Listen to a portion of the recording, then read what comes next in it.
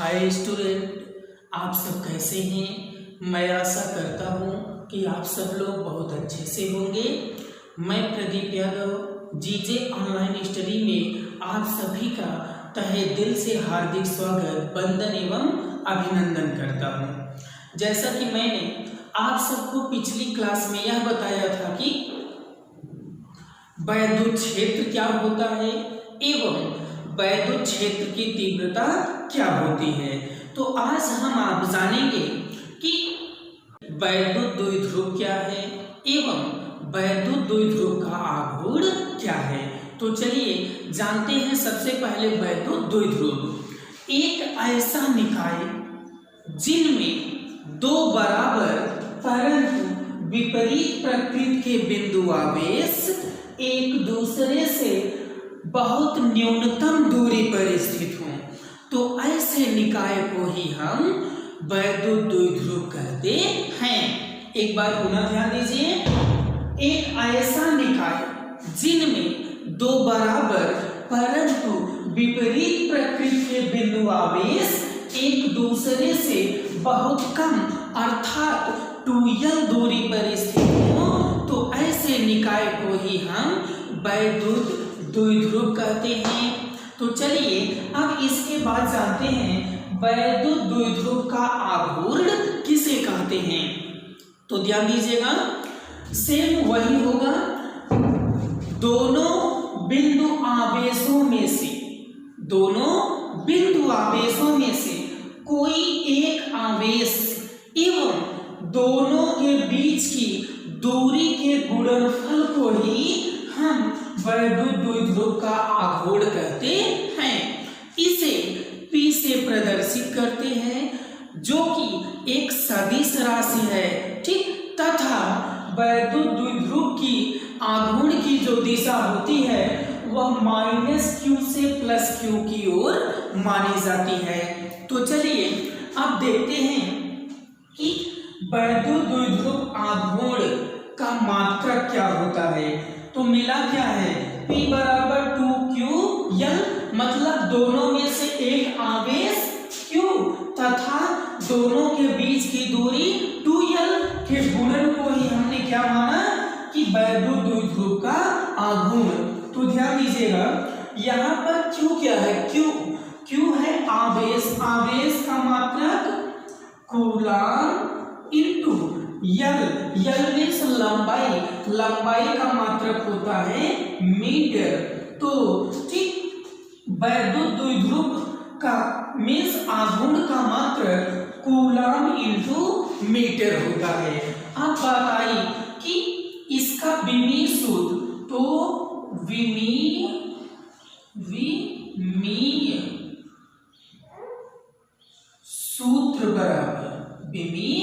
सूत्र बराबर तो कूलम, इसको हम बदलेंगे तो यह हो जाएगा ampere into second into metre, पहले से ही है। तो अब जब इसको हम पुनः बदल देंगे, एम्पियर यानी ए, फिर मीटर यानी लेंथ, सेकेंड यानी टी, यानी LTA होगा इसका विमीय सूत्र। तो चलिए अब इसी कड़ी में हम आगे की ओर बढ़ते हैं, जिसमें जानेंगे वैद्युत द्विध्रुव के कारण किसी बिंदु पर वैद्युत क्षेत्र की तीव्रता क्या होती है। तो चलिए इससे पहले हम यह जान लेते हैं कि वैद्युत द्विध्रुव के कारण वैद्युत क्षेत्र की तीव्रता मुख्यतः दो प्रकार से प्राप्त की जाती है। नंबर 1, अच्छी स्थित या अनुदैर्ध्य स्थित। नंबर 2, निरक्षीय स्थित अथवा अनुप्रस्थ स्थित। तो चलिए अब जानते हैं इन दोनों के बारे में हम क्रमशः कि वैद्युत द्विध्रुव के कारण किसी बिंदु पर वैद्युत क्षेत्र की तीव्रता किस तरह से प्राप्त की जाती है। तो अब अगली कड़ी में हम इनको जान लेते हैं। तो देखिए, नंबर 1, सबसे पहले हम किसके बारे में जानेंगे, द्विध्रुव के कारण, द्विध्रुव के कारण किसी बिंदु पर वैद्युत क्षेत्र की तीव्रता।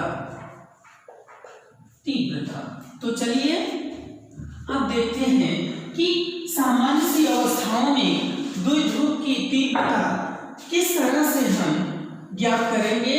तो नंबर 1 स्थित होगी अक्षीय स्थिति, नंबर 2 होगा निरक्षीय स्थिति। तो इसमें हम सबसे पहले जानते हैं पहली स्थिति के बारे में, यानी अक्षीय स्थिति के बारे में। तो ध्यान दीजिएगा, इसको जानने से पहले हमें कुछ महत्वपूर्ण बातें जान लेना अति आवश्यक है। तो चलिए देखते हैं। सर्वप्रथम माना ए बी एक द्विध्रुव है, ए बी एक द्विध्रुव है जो कि -q एवं +q बिंदु आवेशों से बना है तथा जिसके बीच की न्यूनतम दूरी 2l है एवं माना कि इसका मध्य बिंदु O है। अब मध्य बिंदु O है तो A से O की दूरी l और O से B की दूरी भी l हो जाएगी। अब ध्यान दीजिएगा, मान लीजिए कि यह पूरा निकाय किसी के परावैद्युतांक वाले माध्यम में रखा है। इसके बाद माना बिंदु O से r मीटर की दूरी पर एक बिंदु द्विध्रुव की अक्षीय स्थिति में स्थित है। ठीक, इसके बाद अब ध्यान दीजिएगा, तथा माना कि -q के कारण बिंदु P पर कार्य करने वाली वैद्युत क्षेत्र की तीव्रता E1 है तथा +q के कारण बिंदु P पर कार्य करने वाली वैद्युत क्षेत्र की तीव्रता E2 है। क्या है?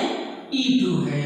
तो अब ध्यान दीजिएगा, इसी बिंदु P पर ही हमें वैद्युत क्षेत्र की तीव्रता ज्ञात करनी है। तो ध्यान दीजिएगा, लिखते हैं माना AB एक द्विध्रुव है जो -q एवं +q कूलम आवेशों से निर्मित है तथा इनके बीच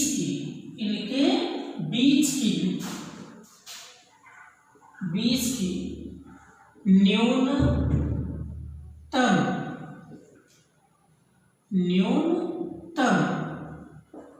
दूरी 2l है तथा इसका मध्य बिंदु O है। ठीक, जिससे r मीटर की दूरी पर एक बिंदु अक्षीय स्थिति में P है, जिस पर वैद्युत क्षेत्र की तीव्रता ज्ञात करनी है। ठीक, एवं माना कि -q के कारण बिंदु P पर तीव्रता E1 है तथा +q के कारण बिंदु P की तीव्रता E2 है। तो आप ध्यान दीजिएगा, यहां पर कहा क्या गया कि माना AB एक द्विध्रुव है जो -q एवं +q कूलाम आवेशों से निर्मित है तथा जिसके बीच की न्यूनतम दूरी 2l है एवं इसका मध्य बिंदु O है एवं जिससे r मीटर की दूरी पर एक बिंदु इसकी अच्छी स्थिति में P स्थित है जिस पर हमें वैद्युत क्षेत्र की तीव्रता ज्ञात करनी है। इसके बाद माना कि -q के कारण बिंदु P पर कार्य करने वाली वैद्युत क्षेत्र की तीव्रता E1 है तथा बिंदु +q के कारण P की तीव्रता E2 है। तो आप ध्यान दीजिएगा, इसके बाद भी अभी हम यहाँ पर कुछ चीजें जानेंगे, तो ध्यान दीजिएगा। तथा -q से बिंदु P की दूरी,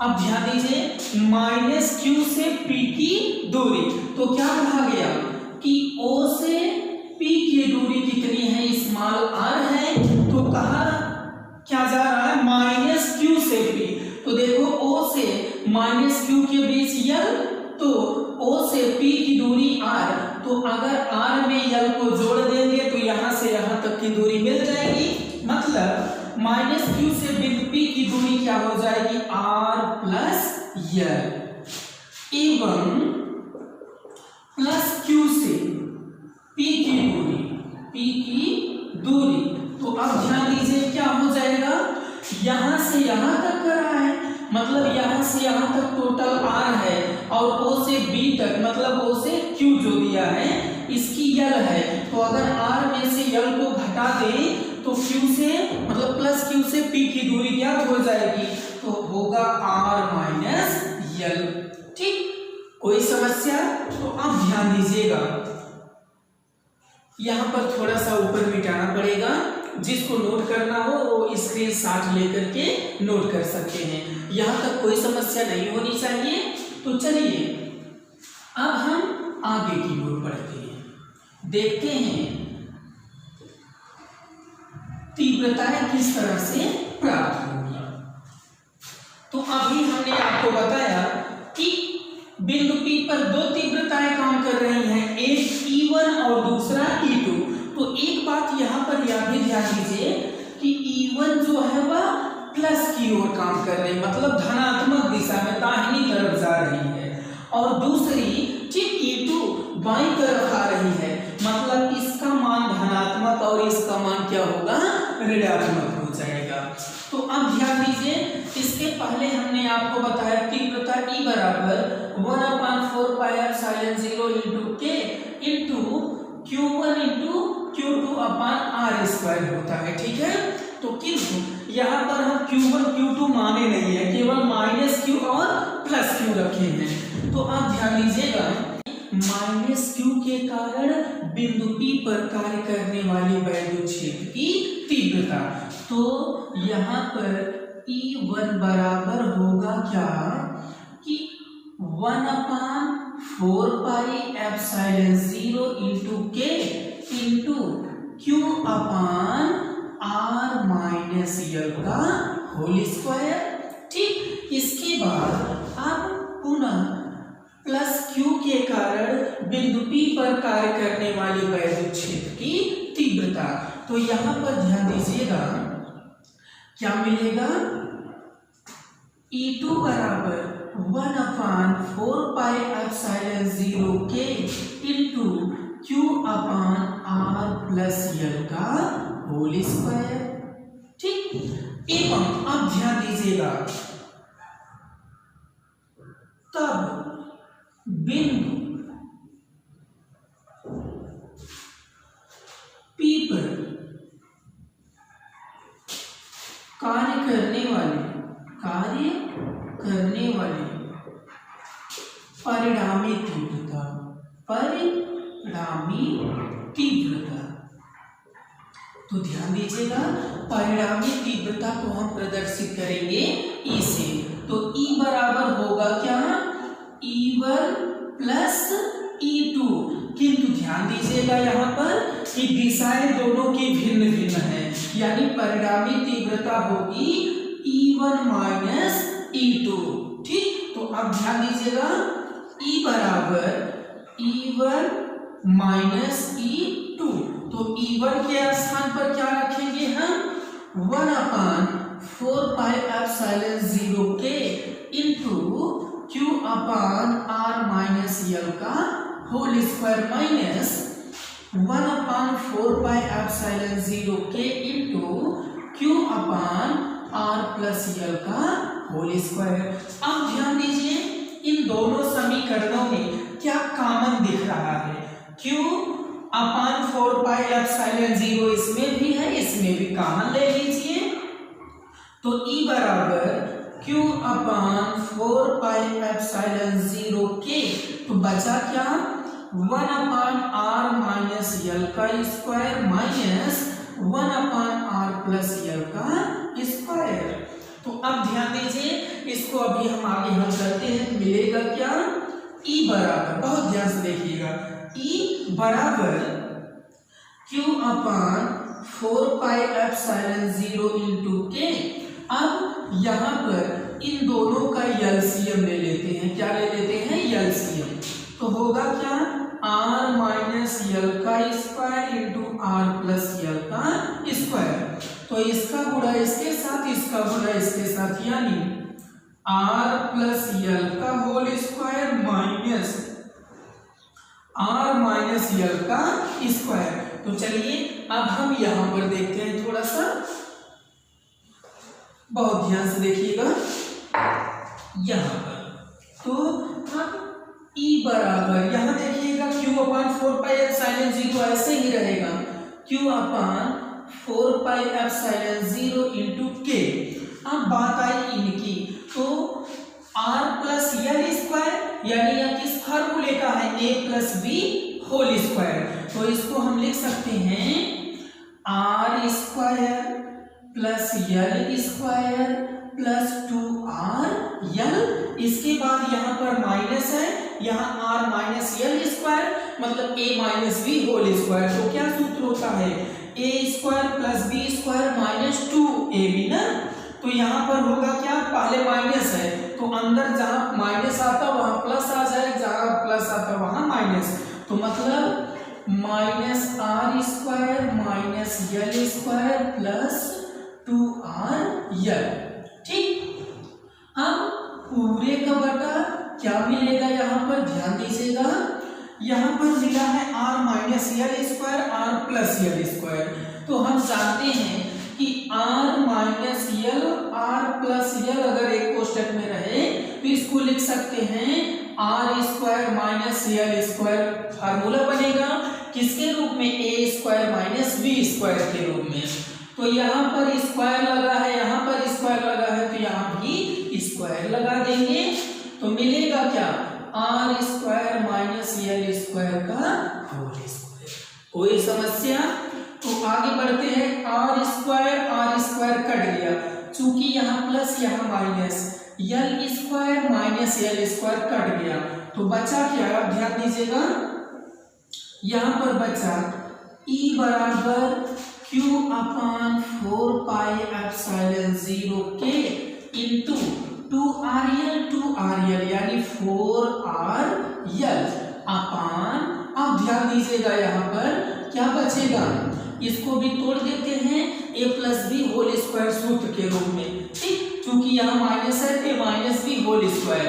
तो A स्क्वायर यानी R की पावर 2 पहले से 2 दूना 4, r की पावर 4 फिर प्लस l की power 4 minus 2r square into l square. कोई समस्या? तो अब आगे बढ़ते हैं।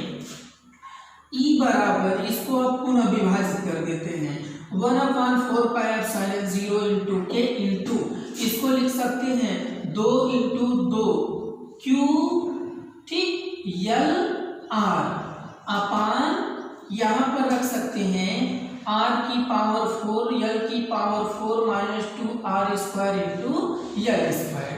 तो अब ध्यान दीजिएगा, यहाँ पर हमें क्या देखने को मिलेगा, इसको मिटा दे रहे हैं थोड़ा सा, तो देख लीजिए अब क्या मिलेगा। तो यहाँ पर चूंकि हम जानते हैं P बराबर होता है 2QL, तो यहाँ देखिए 2QL के स्थान P रख सकते हैं ना, तो रख दीजिए। तो E बराबर 1/4 पाई एप्सिलॉन 0 के इंटू 2, यहाँ पर क्या हो जाएगा इसके स्थान पर P, तो P इंटू R अपान R की पावर 4 L की power 4 minus 2R square into L square. अब ध्यान दीजिए, चूंकि हम जानते हैं L बहुत न्यूनतम दूरी है, यानी L is less than R, ठीक, अतः इसलिए L बराबर 0 रखने पर, तो रख दीजिएगा E बराबर 1/4 पाई एप्सिलॉन 0 इंटू के इंटू 2PR अपान R की पावर 4 प्लस 0 माइनस 0, क्योंकि L के स्थान 0 रख देंगे तो यह भी 0 या फिर 0 हो जाएगा, ठीक। तो अब देखिए R यहाँ 4 है तो 1 कट जाएगा, 3 बचेगा, तो E बराबर 1/4 पाई एप्सिलॉन 0 इंटू के इंटू 2P अपान R की पावर 3 मिल गया। यह है वैद्युत द्विध्रुव के कारण, ठीक, द्विध्रुव की अच्छी स्थिति में किसी बिंदु पर वैद्युत क्षेत्र की तीव्रता। तो मैं आशा करता हूं कि यह आपको समझ में आ गया होगा। तो इसके बाद अब हम आगे की ओर बढ़ते हैं, निरक्षीय स्थिति की ओर। तो चलिए अब हम आगे बढ़ेंगे निरक्षीय स्थिति की ओर। तो ध्यान दीजिएगा, बहुत ही मजेदार तरीके से आपको मैं समझाऊंगा और मैं आशा भी कर रहा हूं कि आप सबको यह टॉपिक अवश्य ही समझ में आ जाएगा, ठीक। तो अब देखेंगे हम इसके बारे में, निरक्षीय स्थिति के बारे में, निरक्षीय स्थिति, ठीक। तो ध्यान दीजिएगा, इसमें सबसे पहले हम वही लेंगे, माना AB एक द्विध्रुव है, AB एक द्विध्रुव है, ठीक, जो -Q एवं +Q बिंदु आवेशों का बना हुआ है तथा इनके बीच की न्यूनतम दूरी 2L है तथा इसका मध्य बिंदु O है। मध्य बिंदु क्या है? O। तो A से O के बीच की दूरी L हो जाएगी और O से B के बीच की दूरी भी L हो जाएगी। अब माना कि O से R मीटर की दूरी पर, ठीक, द्विध्रुव के लंबवत एक बिंदु P स्थित है, एक बिंदु P स्थित है। कितनी दूरी पर? स्मॉल r मीटर की दूरी पर स्थित है बिंदु O से।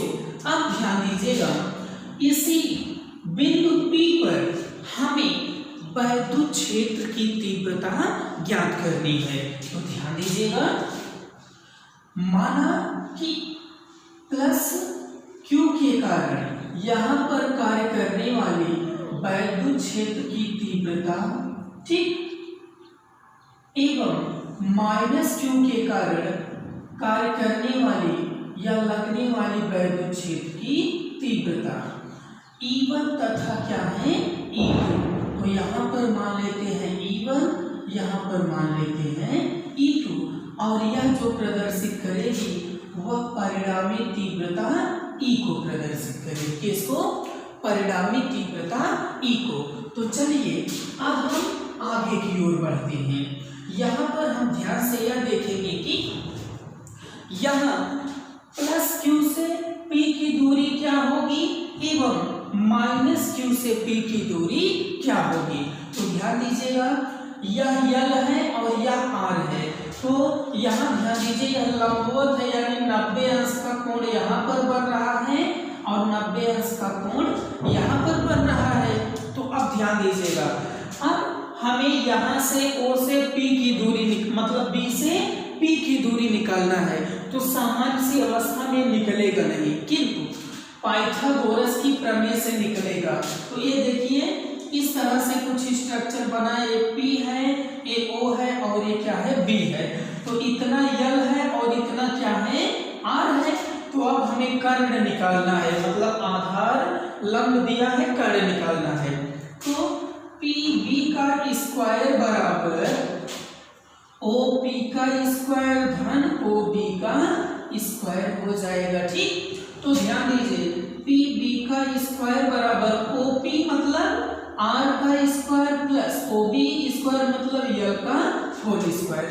तो अब PB का मान निकल रहा है, ना कि स्क्वायर। तो PB बराबर under root R square plus L square, मतलब यह जो दूरी है वह R square plus L square मिलाओ किसमें, अंडर रूट में। ठीक, कोई समस्या। अब इसी तरह से सेम इधर भी देखिए, यहाँ A है, यहाँ पर यह है, तो यह भी L, यह भी R, तो यह भी मान under root R square plus L square ही होगा, मतलब R square plus L square ही हो जाएगा। ठीक, तो चलिए अब हम देखते हैं यहाँ पर पुनः, ठीक, इसके लिए सूत्र किस तरह से प्राप्त होता है।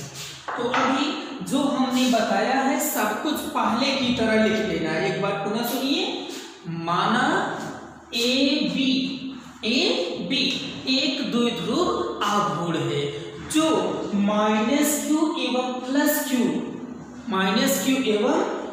+Q कूलाम आवेशों से निर्मित है, जिसके बीच की दूरी 2L है तथा इसका मध्य बिंदु O है।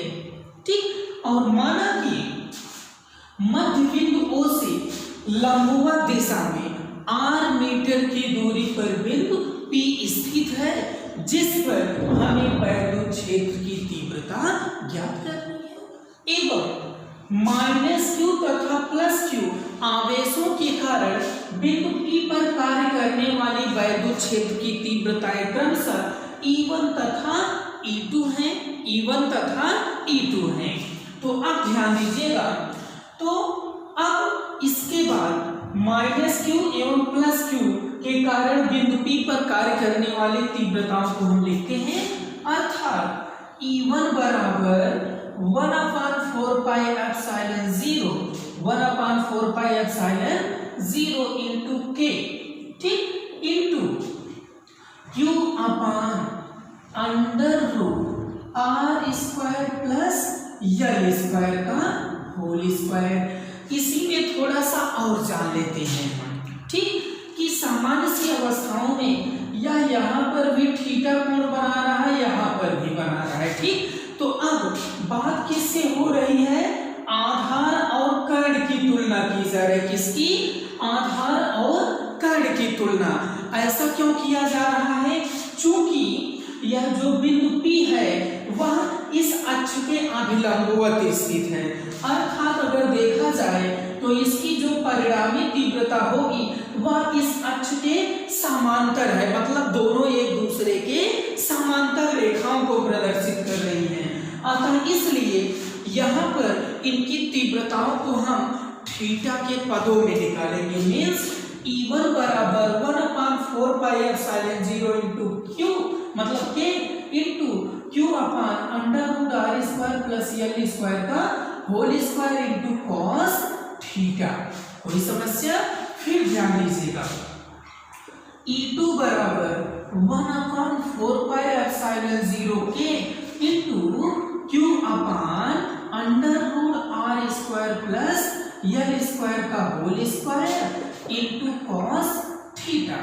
तो अब ध्यान दीजिएगा, दोनों बिंदु आवेशों के कारण बिंदु P पर कार्य करने वाली परिणामी वैद्युत क्षेत्र की तीव्रता, मतलब E बराबर E1 cos theta plus E2 cos theta.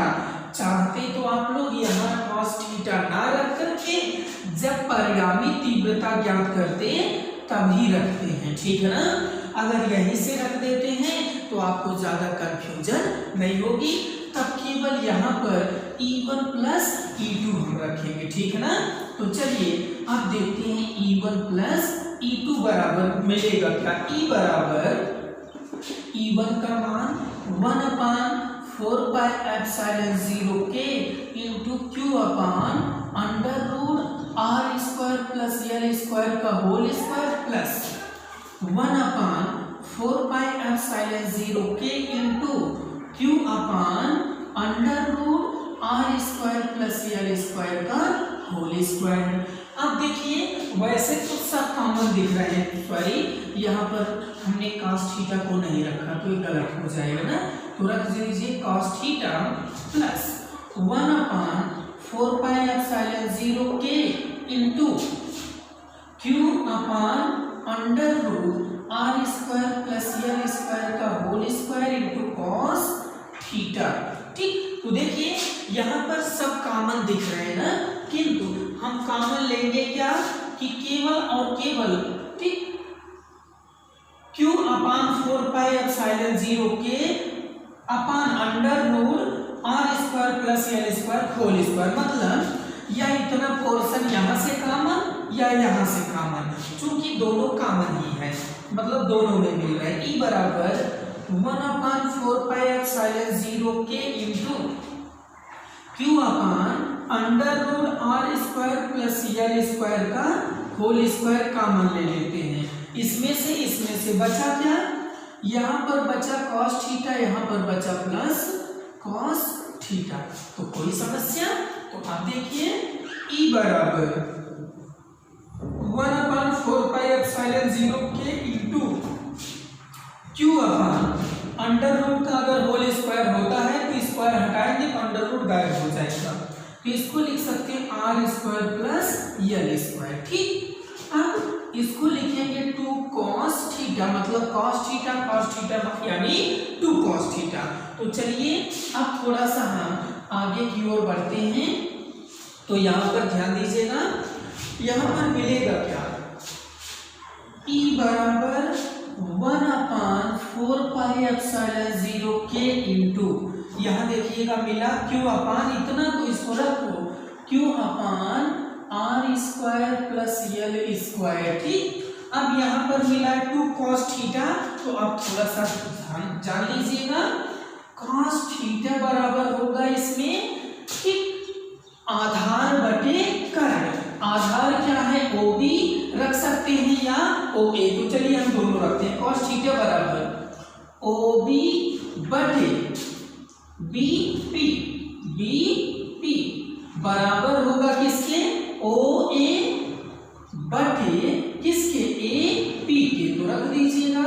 अब ध्यान दीजिए, अगर इनकी बात की जाए तो cos थीटा बराबर मान दिया है, OB का मान कितना है, मतलब O से B की दूरी L अपान PB कितना है, under root R square plus L square. ठीक, अब वही इसका भी मान है, बराबर होगा L अपान AB, मतलब AP मान under root R square plus L square. तो चाहे जो मान रखिए, चाहे इस तरफ चाहे इस तरफ से, दोनों एक ही आएगा। तो अब हम यहाँ पर मान रखते हैं 2 इंटू cos थीटा का मान कितना मिला, L upon under root R square, L upon under root R square plus L square. ठीक, तो अब ध्यान दीजिएगा, पुनः E बराबर 1/4 pi epsilon 0 K into Q upon R square plus L square into 2, या इसको ऐसा लिख सकते हैं 2QL। अब इसकी घात 1 और यहाँ से भी अगर इसका अंडर रूट हटा देंगे घात 1/2 हो जाएगी। R square plus L square की पावर 1/2। तो आप ध्यान दीजिए, आप जानते हैं कि गुणा में घातें जुड़ जाती हैं, तो मान क्या रखना है हमें, मतलब R square plus L square की पावर 1 है into R square plus L square की पावर 1/2 है। तो गुणा में आधार समान है, यहाँ भी R square plus L square, यहाँ भी, तो एक आधार लिख लेते हैं R square plus L square. अब घातों को जोड़ेंगे यानी 1 प्लस 1/2, तो बराबर R square plus L square power 2 1 के 2 1 3/2 हो जाएगा। कोई समस्या? तो चलिए E बराबर 1/4 पाई एप्सिलॉन 0 के इंटू, अब ध्यान दीजिएगा यहाँ पर चूंकि हम जानते हैं कि 2QL बराबर होता है P, तो रख दीजिएगा डायरेक्ट यहाँ पर, यह लिख दीजिएगा चूंकि 2QL बराबर होता है P, ठीक। तो अगर यहाँ पर रखेंगे तो P upon R square plus L square की पावर 3/2। बात समझ में आ रही है? अब ध्यान दीजिए E बराबर, थोड़ा सा यहाँ मिटाना पड़ेगा, तो देखिएगा E बराबर 1/4 पाई एप्सिलॉन 0 के इंटू P अपान, अब देखिए इसको भी हम पूरा का पूरा घात गुणा करते हैं, r की पावर 2/3 6/2 प्लस l की पावर 3 दूना 6/2 प्लस डॉट डॉट डॉट ऐसे पूरा पूरा हो जाएगा, ठीक है। तो अब देखिएगा E बराबर 1/4 पाई एप्सिलॉन 0 के इंटू, ठीक, P अपान, ठीक, r की पावर 6/2 यानी 2 1 के 2 2 तिहाई 6, 2 1 के 2 2 तिहाई 6, मतलब r की पावर 3 प्लस l की पावर 3 प्लस डॉट डॉट, ठीक। इसको लगाना मत भूलिएगा क्योंकि अभी आगे भी हो सकता है, ठीक, इसको 60 में बदल दिया गया है। तो अब देखिएगा यहाँ पर मिलेगा क्या, E बराबर, ठीक, यहाँ जानते हैं चूंकि L is less than R, अतः इसलिए L बराबर 0, तो E बराबर 1/4 पाई एप्सिलॉन 0 के इंटू P अपान R क्यूब। यह रहा निरक्षीय स्थिति के लिए, ठीक, वैद्युत क्षेत्र की तीव्रता। तो स्टूडेंट, मैं ऐसी आशा कर रहा हूं कि आप लोगों को यह टॉपिक समझ में आ गया होगा। अब तो यहाँ पर अगर इसके मात्रक की बात की जाए तो इसका मात्रक होगा न्यूटन प्रति कूलम, न्यूटन प्रति कूलम हो जाएगा। तो मैं आशा कर रहा हूं कि आप सबको यह क्लास अवश्य पसंद आई होगी, ठीक। तो अगर आपको अच्छी लगी यह क्लास तो प्लीज़ लाइक करें, ठीक, कमेंट के द्वारा अपना जवाब दें। जहां टॉपिक न समझ में आया हो आप कमेंट करेंगे तो आपकी, ठीक, जो भी असुविधाएं होंगी वो सब दूर की जाएंगी। अगर यदि आप नए हैं तो प्लीज़ चैनल को सब्सक्राइब कर लें ताकि जैसे ही हमारी नई क्लास प्रारंभ हो, ठीक, तो वह मैटर सबसे पहले आप तक पहुंच जाए। तब तक के लिए